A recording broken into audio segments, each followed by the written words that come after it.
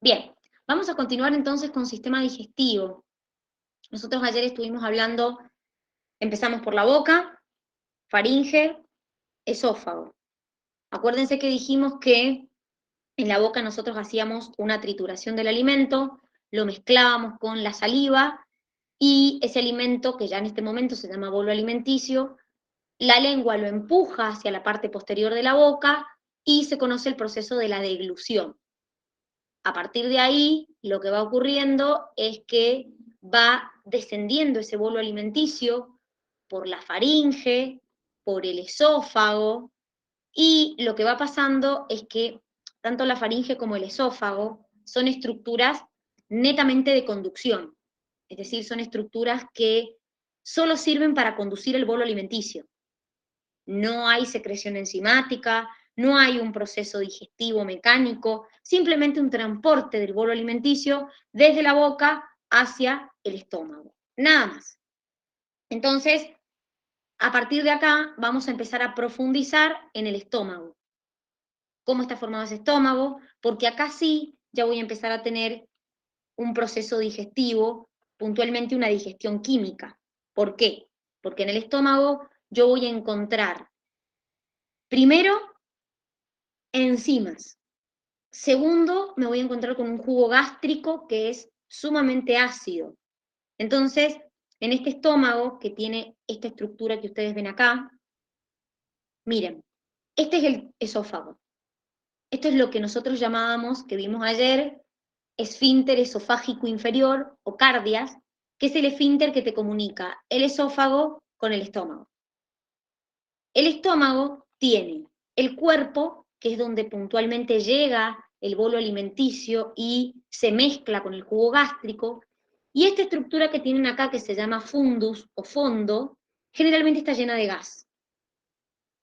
Esto que tienen acá es el esfínter pilórico, que es lo que me va a comunicar con la primer porción del intestino delgado, que se llama duodeno. Entonces, el estómago es una bolsa muscular flexible.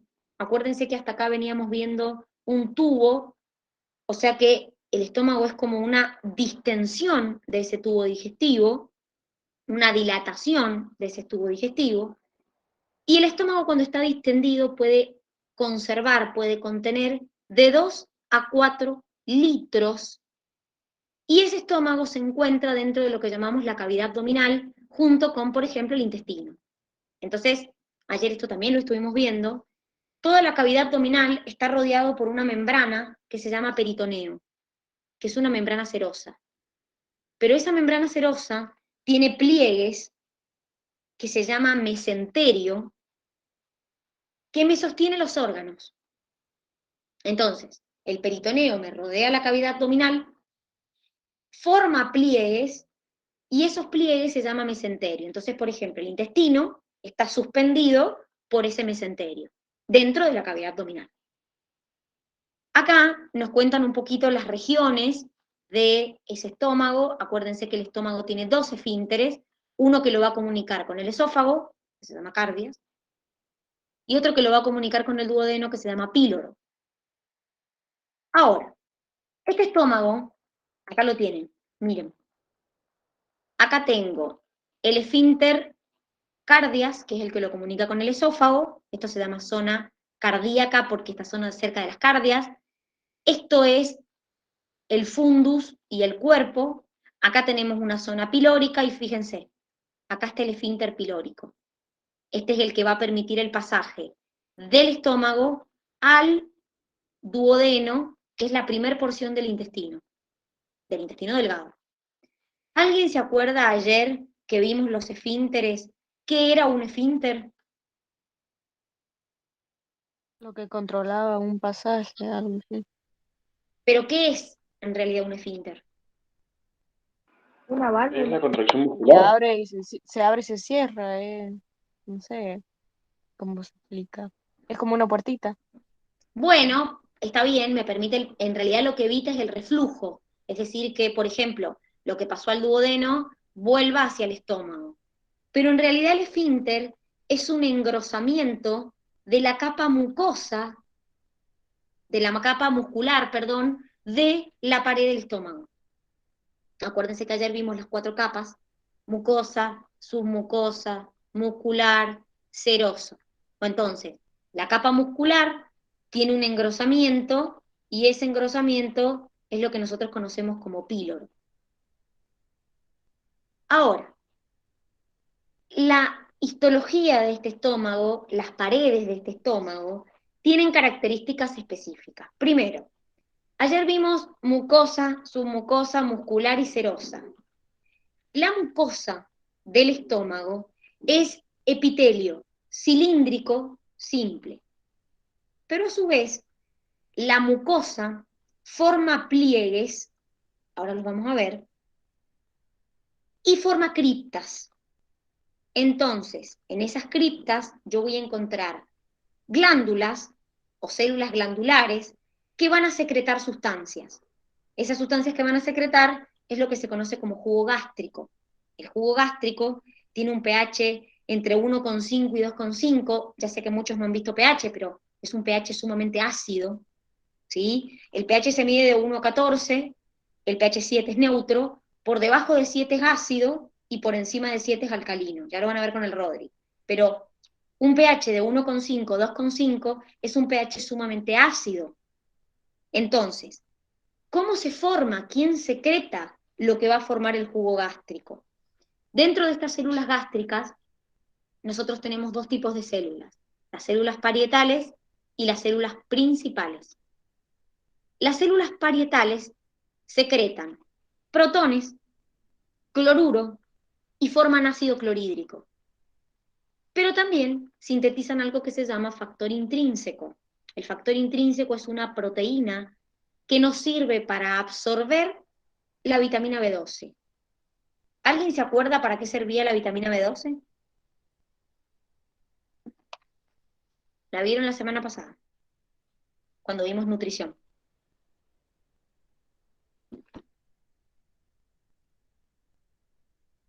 La vitamina B12 está relacionada con la formación y maduración de los glóbulos rojos. Entonces, por ejemplo, cuando yo tengo un déficit de vitamina B12, puedo tener anemia. Entonces, estas células parietales van a producir factor intrínseco y van a producir ácido clorhídrico. El ácido clorhídrico es lo que hace que el pH de mi estómago, el jugo gástrico del estómago, esté entre 1,5 y 2,5, es decir, sea un pH sumamente ácido. Las células principales, que también son células gástricas, sintetizan algo que se llama pepsinógeno. El pepsinógeno es el precursor de una enzima que se llama pepsina. ¿Alguno se acuerda cómo se llamaba el precursor de una enzima, que es como la versión inactiva de la enzima?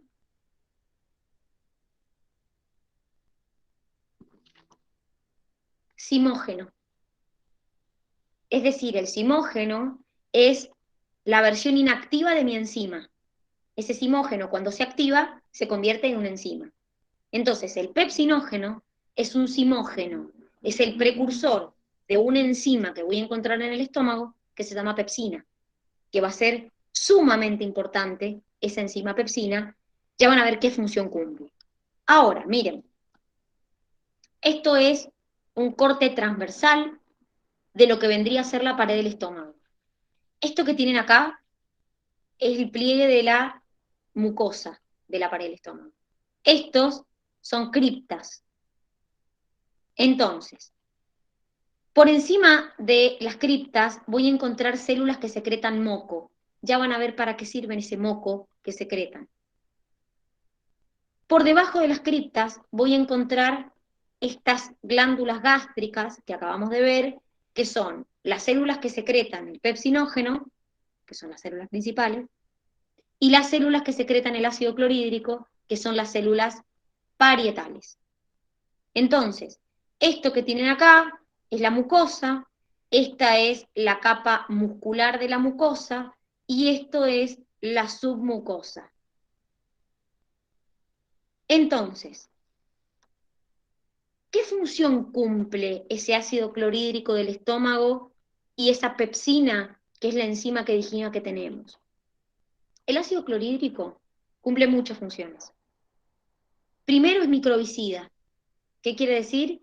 Que casi ningún microorganismo que pasa por el estómago puede sobrevivir, porque el pH es tan ácido que la mayoría de los microorganismos a ese pH no sobreviven. Por otro lado, desnaturaliza las proteínas. Las proteínas, cuando hay condiciones de acidez y cuando hay temperaturas elevadas, se desnaturalizan. También disgrega el componente fibroso. Ojo con esto. Cuando nosotros vimos nutrición la semana pasada, yo les dije, chicos, la fibra, como entra, sale. No tenemos la capacidad de digerirla, no tenemos la capacidad de absorberla. Entonces, ojo, porque disgregar la fibra no es lo mismo que digerirla. No tenemos nosotros la capacidad de digerir fibra. Una vaca sí tiene capacidad de digerirla, nosotros no.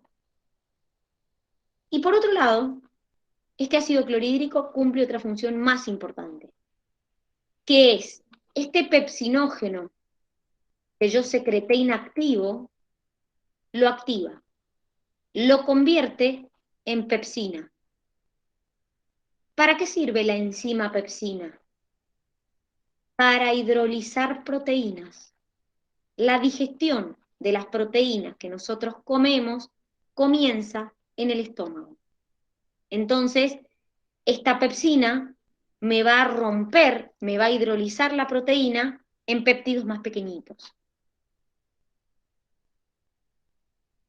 También en el estómago hay algún tipo de proceso absortivo, es decir, se absorbe cierta cantidad de agua, algunos iones, el alcohol, algunos medicamentos como la aspirina. No es el principal lugar donde hay procesos absortivos, porque el principal lugar donde hay procesos absortivos es el intestino, no el estómago. Pero hay algún tipo de absorción, hay algún tipo de proceso absortivo, no es tan abundante como en el intestino, pero hay algún tipo de absorción. Poca, pero hay.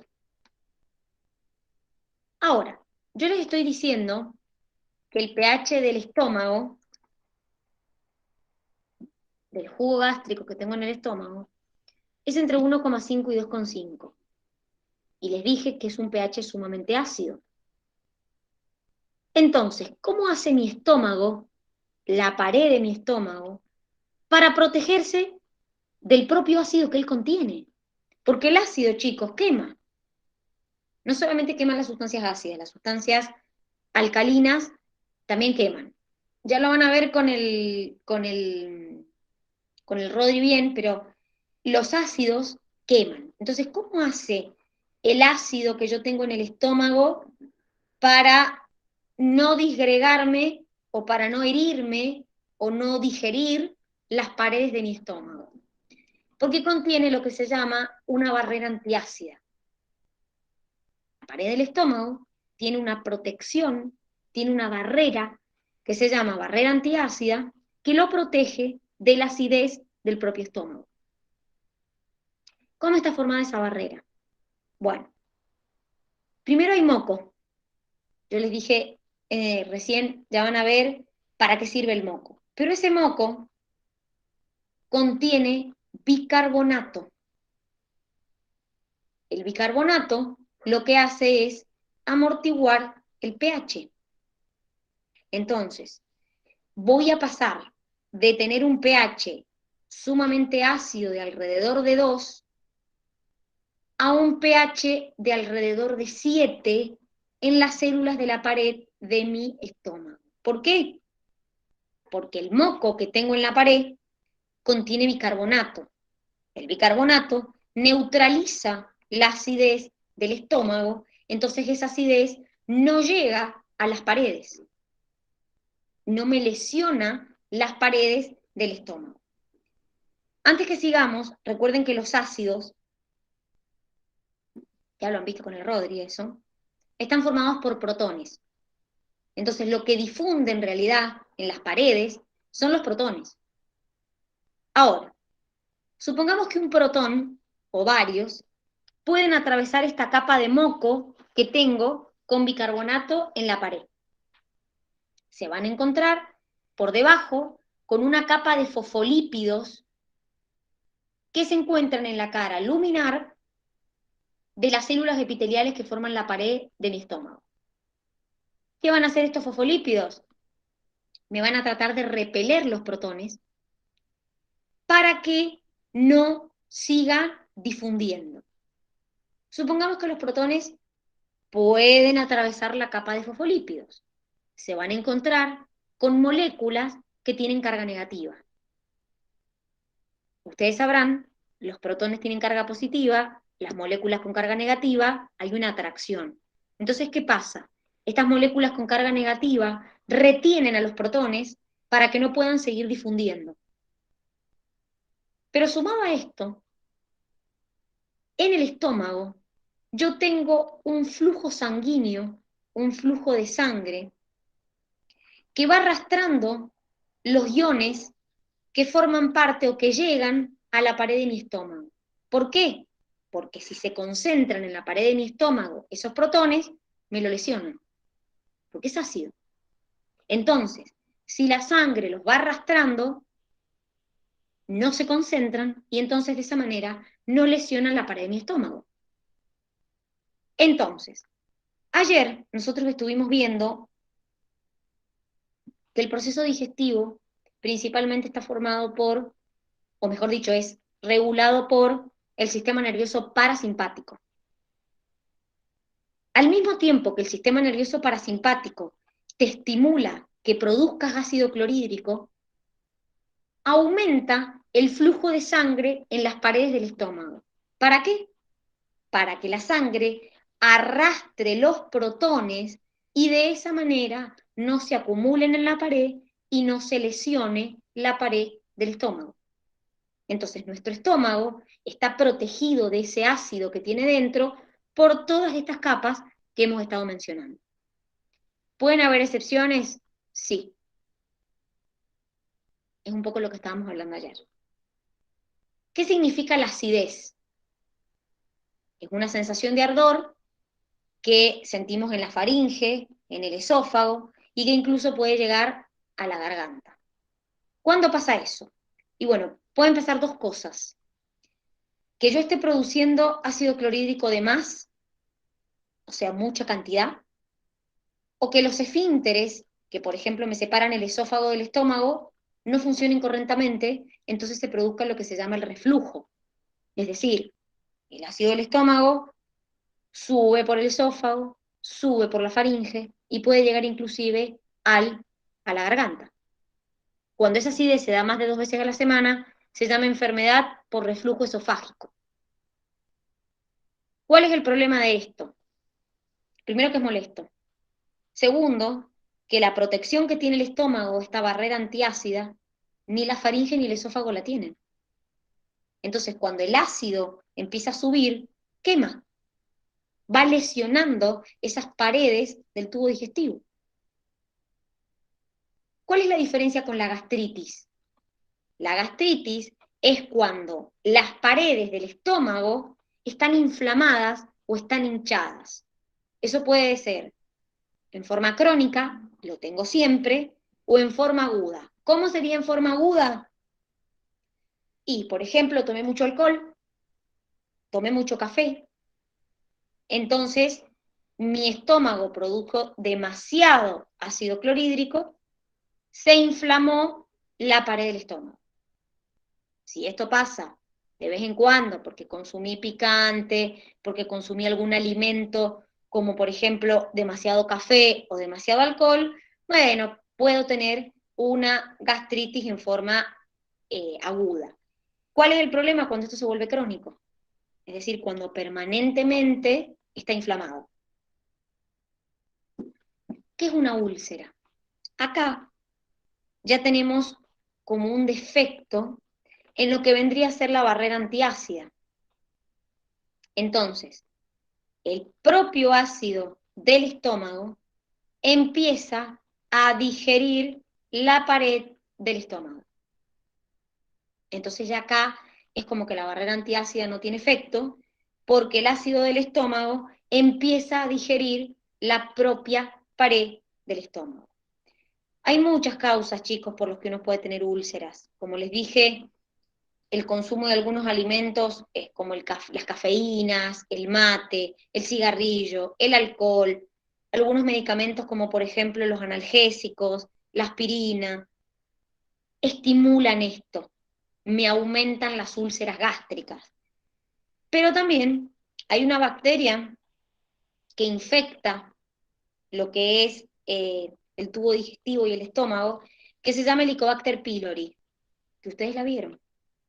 Es una bacteria que genera estos síntomas, acidez, úlcera gástrica, y la persona no sabe que lo tiene. Entonces, cuando la persona se hace una endoscopía, se hace un análisis y se descubre que tiene Helicobacter. Viene un antibiótico específico para Helicobacter que destruye la bacteria.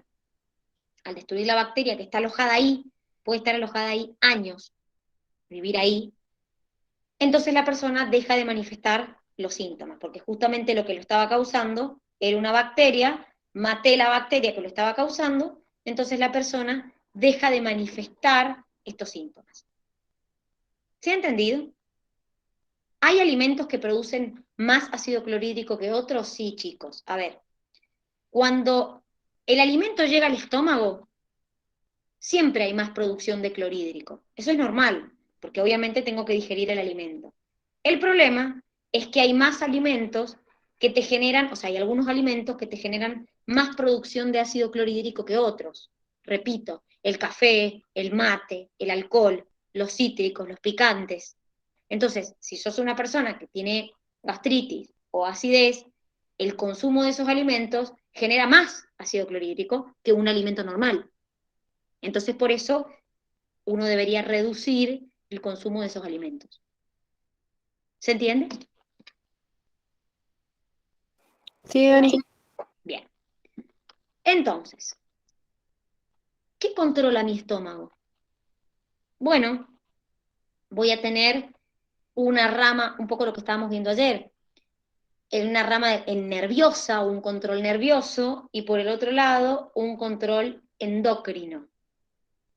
El control nervioso está dado por el sistema nervioso autónomo simpático, que me inhibe la motilidad, y el sistema nervioso parasimpático, que me estimula a mi sistema o a mi estómago. También hay un control endocrino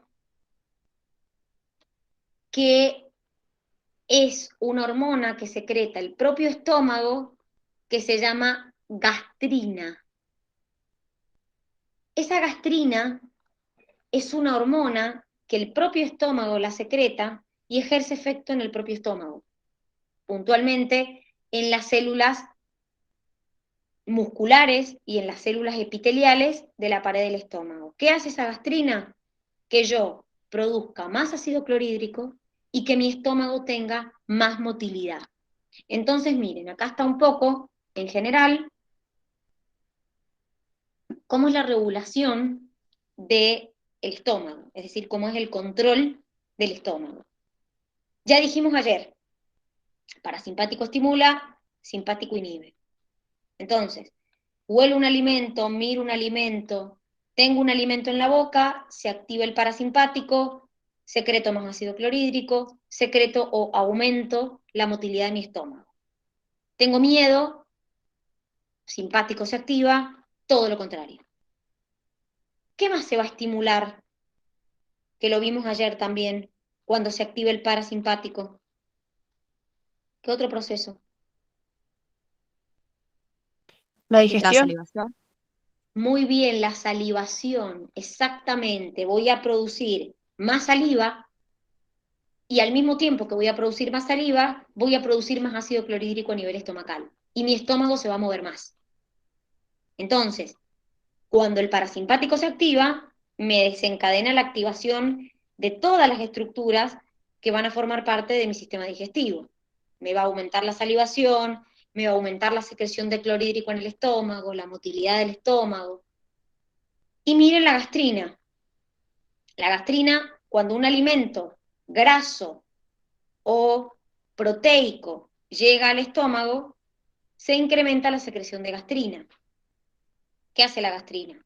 Me aumenta la secreción de clorhídrico, me aumenta la motilidad del estómago, entonces tengo un control nervioso y un control endocrino. ¿Se ha entendido? Sí, Dani. Bien. Sí, Dani. Pasamos al intestino delgado. El intestino delgado tiene 3 porciones. La primera porción es el duodeno, la segunda porción es el yeyuno y la porción final es el ilion. Entonces, el intestino delgado es un tubo que puede medir 6 metros. Obviamente, para que entre en la cavidad abdominal, ese tubo tiene que estar sumamente plegado. Y como les dije, va a tener 3 regiones. La primera porción se llama duodeno, mide aproximadamente 25 centímetros, y ese duodeno, chicos, es donde van a terminar los procesos digestivos que habían comenzado, por ejemplo, en la boca o en el estómago, y por otro lado, hay algunos procesos digestivos que empiezan y terminan acá. Por ejemplo, los lípidos empiezan y terminan su digestión en el duodeno.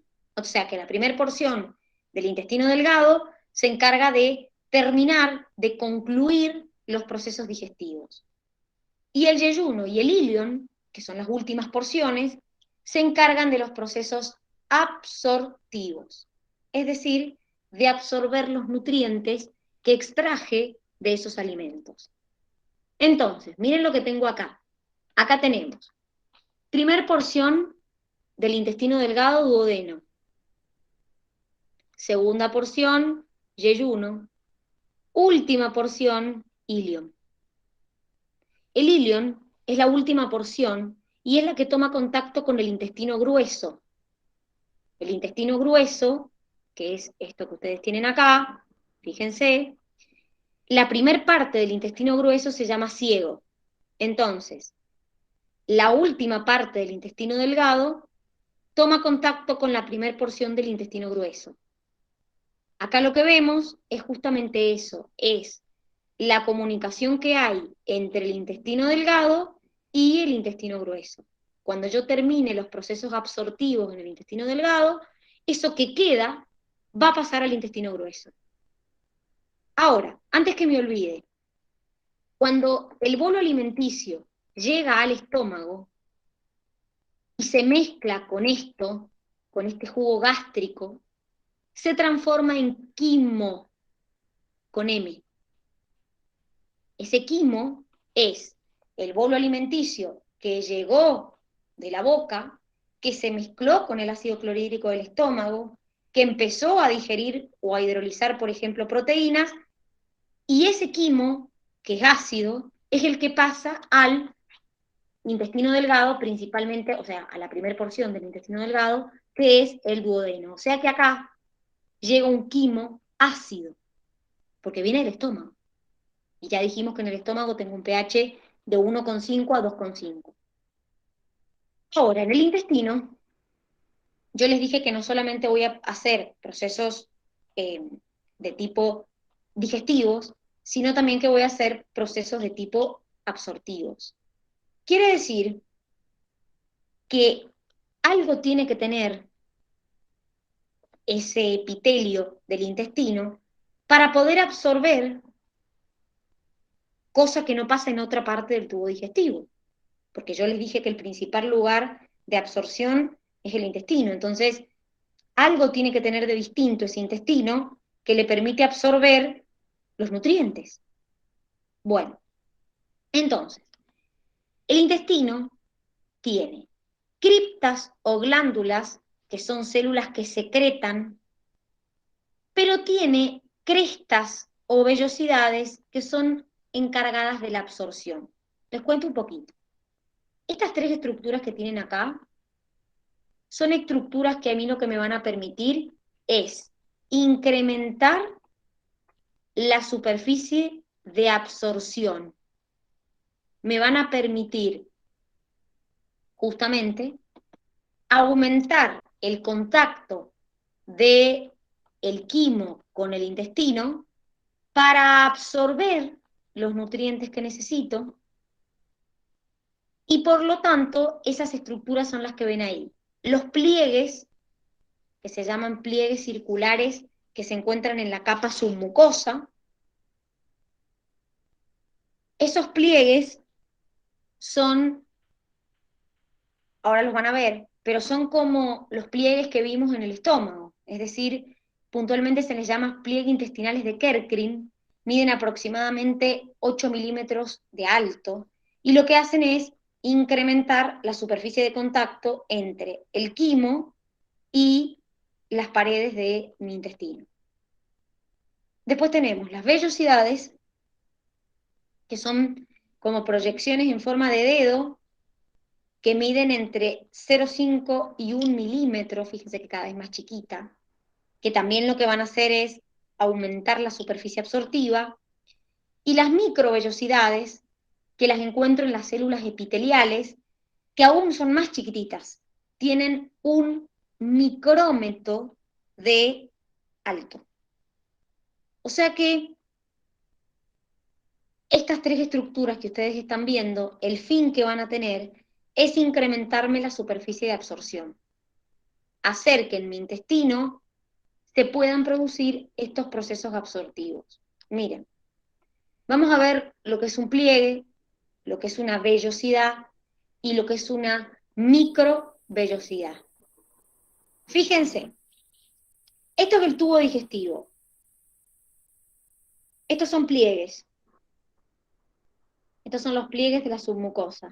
Miren, si yo tomo uno de esos pliegues y le hago un zoom, voy a encontrar esto, que son vellosidades intestinales. Esas vellosidades intestinales tienen esta estructura que ustedes ven acá, pero en el interior van a contener tejido conjuntivo, capilares, arteriolas, vénulas, capilares sanguíneos, y también capilar linfático, que se llama vaso quilífero. Eso que tienen dibujado acá es como que he querido representar esos capilares que tenemos, esas arteriolas, y ese capilar linfático que también se le denomina vaso quilífero. Ahora, cuando yo absorba una sustancia,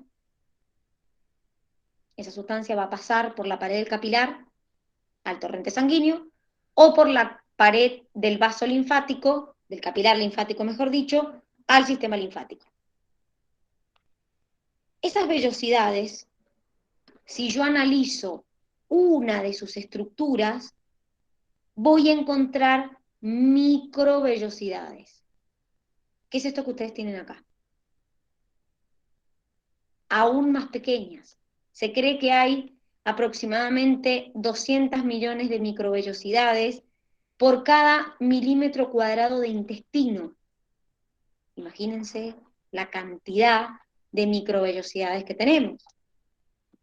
Entonces, estas estructuras que ustedes están viendo, pliegues, vellosidades, microvellosidades, lo que hacen es justamente incrementar la superficie de absorción, cada vez más pequeñita. Es decir,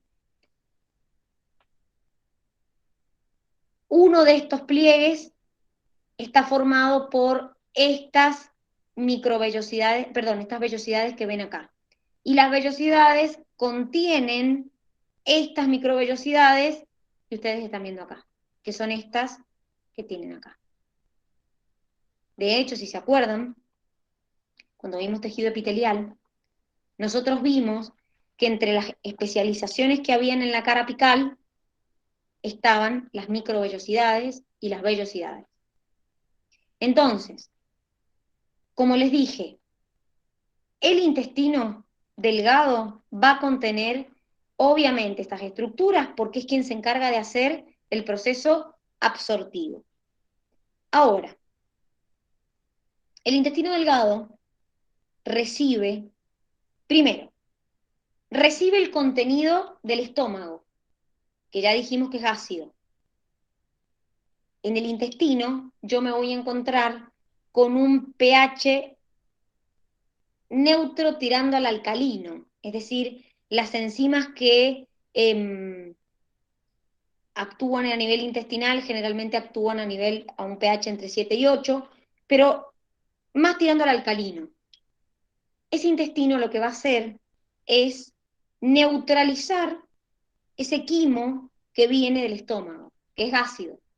Entonces, obviamente, ahora lo vamos a ver, tiene que tener alguna sustancia química que neutralice ese pH ácido de lo que viene del estómago.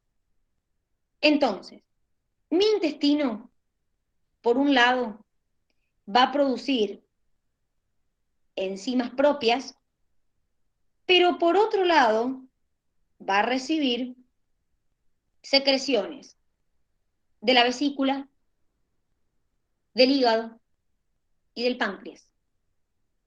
Entonces, el duodeno, que es la primera porción de mi intestino, va a recibir secreciones de lo que llamamos las glándulas anexas, que las vamos a ver enseguida. Pero lo que me interesa que ustedes vean acá es lo siguiente. El intestino puede producir sus propias enzimas, de hecho ahora las vamos a ver, produce sus propias enzimas, pero a su vez recibe de otras glándulas otras enzimas y otros jugos, como por ejemplo la bilis, y otras enzimas como por ejemplo del páncreas. Entonces, ¿qué tiene este jugo intestinal que neutraliza esa acidez del estómago? Miren, el jugo intestinal contiene moco, agua, bicarbonato, acá está el porqué del pH del estómago, el pH del intestino, perdón, el pH del intestino es principalmente alcalino debido a esta composición o a esta concentración de bicarbonato, que justamente lo que va a hacer es neutralizar ese pH ácido que viene del estómago, y por otro lado va a contener enzimas. Estas enzimas que tienen acá son enzimas producidas, escuchen bien, por el propio intestino. ¿Por qué hago esta aclaración? Porque enseguida vamos a ver enzimas que produce el páncreas y que las vuelca en el intestino. Y no es lo mismo, son enzimas distintas. Entonces, estas enzimas que ustedes están viendo acá son enzimas que se llaman de borde en cepillo, porque son sintetizadas por el propio intestino, insertas en las microvellosidades. ¿Cuáles son? Tenemos las disacaridasas, que justamente degradan disacáridos, entonces los transforman en monosacáridos. Por ejemplo, la maltasa te degrada el disacárido maltosa en 2-glucosas. La sacarasa te degrada la sacarosa en glucosa y fructuosa. Y la lactasa te degrada la lactosa en glucosa y galactosa. Esta es la que, por ejemplo, cuando una persona dice, ay, soy intolerante a la lactosa, generalmente es porque hay un déficit de enzima lactasa. De hecho, nosotros a medida que vamos creciendo, vamos perdiendo o vamos teniendo menor cantidad de enzima lactasa, porque la realidad es que la enzima lactasa la necesitamos sobre todo cuando somos bebés y nos alimentamos de leche. Pero después, a medida que vamos creciendo, podemos ir disminuyendo la cantidad de lactasa que producimos y por lo tanto tenemos menos capacidad para digerir la lactosa, que es el azúcar de la leche. Bien, ¿qué otras enzimas encuentro que sintetiza el propio intestino? Las aminopeptidasas son enzimas proteolíticas. Quiere decir que en este caso no van a digerir disacáridos como acá, sino que van a digerir péptidos. Entonces lo que van a hacer es eliminar el aminoácido terminal de los polipéptidos. Y por último tenemos la fosfatasa alcalina y la nucleotidasa, que son enzimas que se encargan de degradar nucleótidos, las nucleotidasas, y la fosfatasa alcalina de degradar compuestos fosfatados. Entonces, estas enzimas las produce el propio intestino. Estas ejercen efecto sobre los disacáridos, esta sobre las proteínas, esta sobre los nucleótidos, la nucleotidasa, y la fosfatasa sobre los compuestos que tienen fosfato. ¿Qué pasa cuando yo ya terminé de degradar un alimento? Obviamente acá nos faltan todas las enzimas y los jugos que vierten las glándulas anexas. No importa, ya lo vamos a ver. Pero supongamos que ya terminé el proceso digestivo. Ya degradé a su parte más simple al hidrato de carbono, a la proteína. Bueno, ¿cómo las absorbo? Bueno, acá tienen que repasar un poquito de permeabilidad, porque volvemos a mencionar los tipos de transporte. Por ejemplo, la fructuosa la voy a absorber, obviamente en el intestino, por difusión facilitada.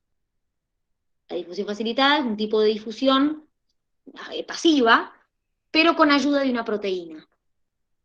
La glucosa, la galactosa y la mayoría de los aminoácidos los voy a absorber por un simporte con sodio, otro transporte que también vimos. Hay algunos aminoácidos que también usan otros mecanismos de absorción, no los van a ver. ¿Y qué pasa con las grasas? Las grasas son como las más complicaditas, diríamos, porque no es como hemos visto hasta acá, no sé, un hidrato que lo degrado hasta lo más simple y lo absorbo. La grasa, ya lo van a terminar de ver probablemente el jueves, cuando yo la degrado en ácidos grasos y colesterol, pero no es que la degrado y la absorbo y chau, sino que degrado la grasa, pero resintetizo, formo, empaqueto esa grasa en una estructura que se llama kilomicrón. Y ese kilomicrón pasa al sistema linfático. O sea que yo degrado una grasa, pero no es que la absorbo, sino que empaqueto esa grasa en unidades que se llaman kilomicrones y pasa al sistema linfático. No se preocupen tanto por esto porque es un poquito más complicado el proceso que lo que dice acá, y lo vamos a terminar de ver el día miércoles, o sea, mañana lo vamos a ver al proceso, este.